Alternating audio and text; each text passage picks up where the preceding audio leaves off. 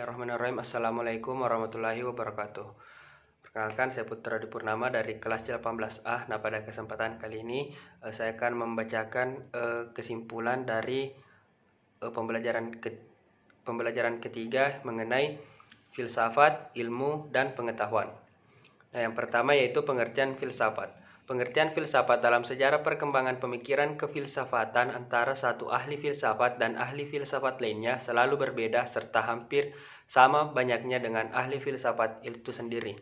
Pengertian filsafat dapat ditinjau dari dua segi, yakni secara etimologi dan terminologi.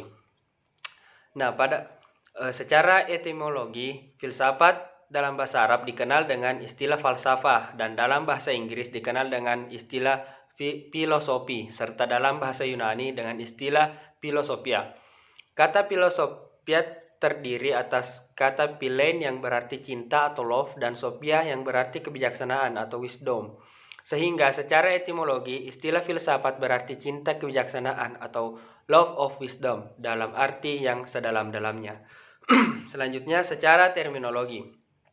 Secara terminologi adalah arti yang dikandung oleh istilah filsafat. Hal ini disebabkan batasan dari filsafat itu sendiri banyak, maka sebagai gambaran diperkenalkan beberapa batasan. Selanjutnya kita masuki bagian kedua yaitu ilmu. Ilmu adalah pengetahuan, namun ada berbagai macam pengetahuan. Dengan pengetahuan ilmu yang dimaksud pengetahuan yang pasti, eksak, dan betul-betul terorganisir. Jadi pengetahuan yang berasaskan kenyataan dan tersusun baik. Berikut ini macam-macam jenis ilmu. Yang pertama, ilmu praktis, yaitu ilmu yang mempelajari hubungan sebab akibat untuk diterapkan dalam alam kenyataan. Yang kedua, ilmu praktis normatif, yaitu ilmu yang memberi ukuran-ukuran atau kriterium dan norma-norma. Yang ketiga, ilmu praktis positif, yaitu ilmu yang memberikan ukuran atau norma yang lebih khusus daripada ilmu praktis normatif. Selanjutnya yang keempat, ilmu spekulatif ideografis, yang bertujuan mengkaji kebenaran objek dalam wujud nyata dalam ruang dan waktu tertentu. Yang kelima, ilmu spekulatif nomotheis, yang bertujuan mendapatkan hukum umum atau generalisasi substantif. Dan yang terakhir, ilmu spekulatif teoritis, bertujuan memahami kualitas, tujuannya memperoleh kebenaran dari keadaan atau peristiwa tertentu. Nah, selanjutnya yaitu pengetahuan. Pengertian pengetahuan secara etimologis, pengetahuan berasal dari kata bahasa Inggris yaitu knowledge.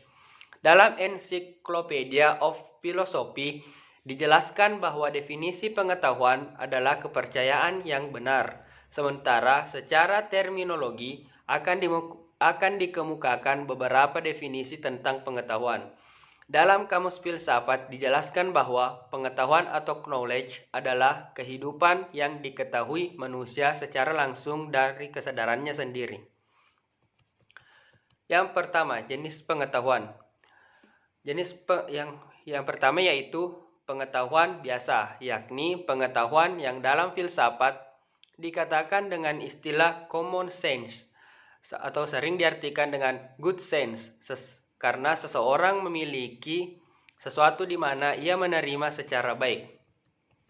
Yang kedua, pengetahuan ilmu, yaitu ilmu sebagai terjemahan dari sains yang pada prinsipnya merupakan usaha mengorganisasikan dan menisematisasikan common sense, yaitu pengetahuan yang berasal dari pengalaman dan pengamatan dalam kehidupan sehari-hari.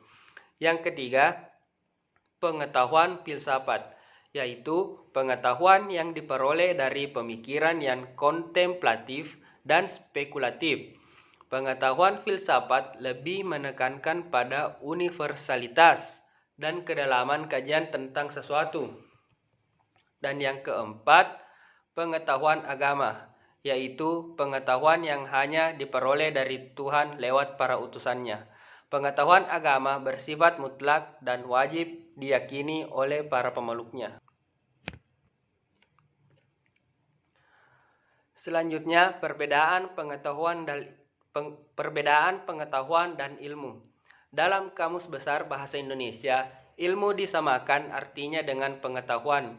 Ilmu adalah pengetahuan. Dari asal katanya, kita dapat ketahui bahwa pengetahuan diambil dari kata dalam bahasa Inggris yaitu knowledge, sedangkan ilmu diambil dari kata sense dan peralihan dari kata Arab alima atau ilm. Dapat disimpulkan bahwa pada dasarnya pengetahuan berbeda dengan ilmu. Perbedaan itu terlihat dari sifat sistematisnya dan cara memperolehnya. Dalam perkembangannya, pengetahuan dengan ilmu bersinonim arti, sedangkan dalam arti material keduanya mempunyai perbedaan. Nah, sekian kesimpulan yang dapat saya sampaikan mengenai filsafat, ilmu, dan pengetahuan. Apabila ada kekurangan, mohon dimaafkan. Saya akhiri dengan ucapan wabillahi taufiq wal hidayah. Wassalamualaikum warahmatullahi wabarakatuh.